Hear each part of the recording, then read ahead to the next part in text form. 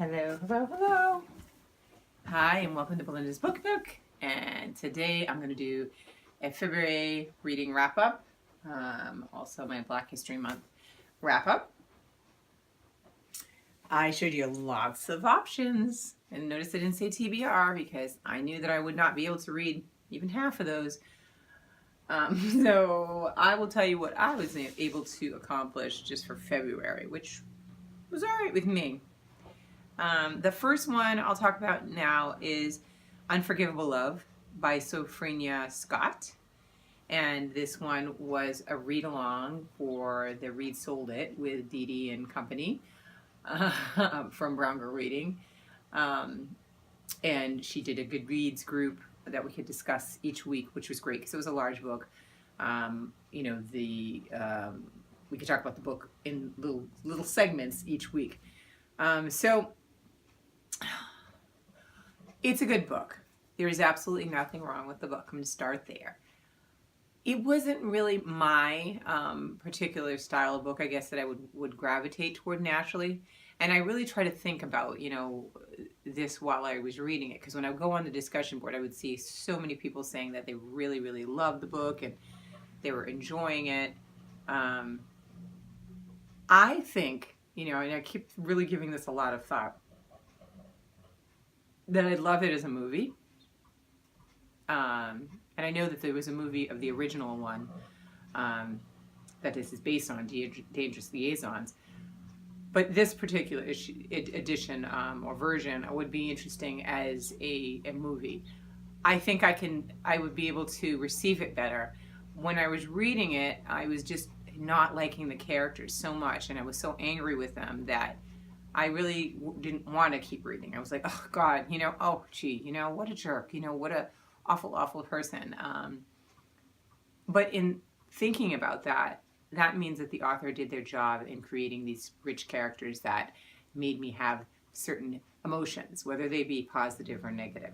For that, I think that it is a really good book. I think she also really did a fantastic job of creating the atmosphere and the scene, the setting for the book. So I did like that. Would I gravitate to this type of book again? No, still I wouldn't. Like I said, I think in a different format as in a movie, I would probably really enjoy it. But as a book, I just was, I didn't like the characters. I got very angry. I felt like, some of them were, I didn't want to say dumb, but I just made such poor choices. It just made me very angry. So that was my read that I did as a read along for the month of February. The next one that I did, and I know I'm in the minority saying that because everybody seemed to like it, but you know what? I got to be me, and that's how I roll. The other one that I read, and I'm going to cheat because I just finished it a few days ago, but it was my read that I was reading it, was American Spy by Lauren Wilkinson. Now this one just came out, so I couldn't have been reading it earlier in the month because it wasn't out, or I forgot what date it came out in February, but it was later. And the reason why I read it is because she was coming to speak here. However, we had a major snowstorm and it was canceled. And then I wasn't able to go. I don't know if they were able to reschedule it, but I wasn't able to go later on. But I don't believe she did get a chance to come. So I didn't get to meet her. But I did read this book. I really enjoyed it because it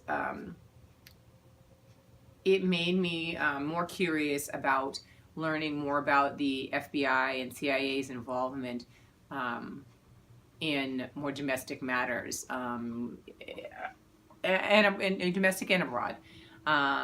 She mentioned in here, I don't know if I have it blocked, but Fred Hampton of the Black Panther. And she said, basically, she talked about how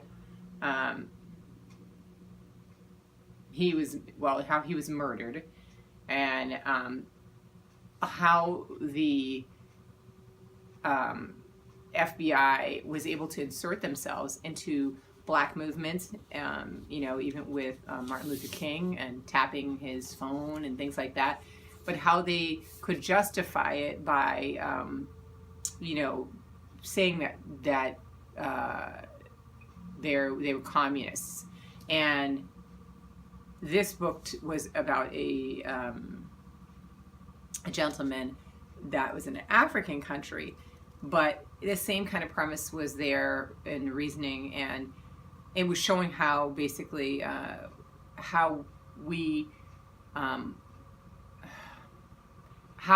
insert ourselves into other countries' affairs, and how this particular main character, she and the neat thing about the main character, she becomes a spy, but it is told from her perspective, writing a letter to her sons to tell them kind of, so she's going backwards to telling them how where they are today, how they arrived at today, and how she arrived at the situations that she was put in.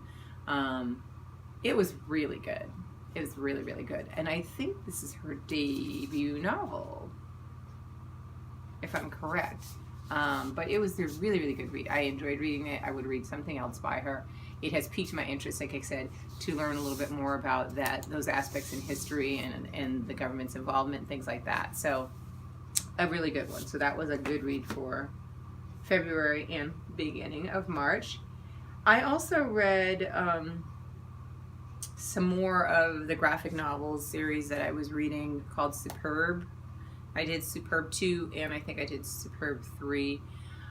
It's an interesting story, and it's getting better with each issue. I didn't have the bind up. I just did the each issue on I think I'm reading on Hoopla, and it's turning out to be really fun. So that was a nice kind of light. I could fill in space time between these other two books during Black History Month. And then the other thing that I did is I listened to an audiobook, and that one is Murder in G Major, and it's by Alexia Gordon. And I started researching after looking at Troy from Troy Towell's video, more cozy mystery authors, and she came up on the list, I believe. I don't know if he had mentioned her, but I know she came up on the list when I looked in Goodreads. And this is the beginning of her series called Yosemite Brown Mysteries, and that's, let me see if I can make it bigger, yeah. And it's called Murder in G Major, and it was a really cute start to a series. She's a musician, a classical musician, an African-American woman, and she gets trying to solve basically a cold case, an old case that was, somebody had gotten murdered and somebody was accused of something that wasn't so, and she wanted to find out what the story was. It was a good start to it. I listened to the audiobook version of this, and I'm hopeful that the next one will get a little more depth to it, because cozy mysteries can be have a little more grit to them, or not grit but more substance, I would say. This one, she did pull in more information towards the end and in the beginning of the story, but I think in the middle it kind of fell flat a little bit. But again, I would stay with the series to see, because again, you're beginning a series, usually not all the time, but sometimes it takes a couple books to get in, and then the author just finds their flow, and it's great. So I will definitely give it a shot for number 2. So those are the things that I read. I just, that and some comics with my son, and I'm going to try to do another graphic novel video to show some of the stuff that I've been reading as well. So I hope you all had a great February reading, and that your March reading is going well, and I will talk to you guys soon. Bye.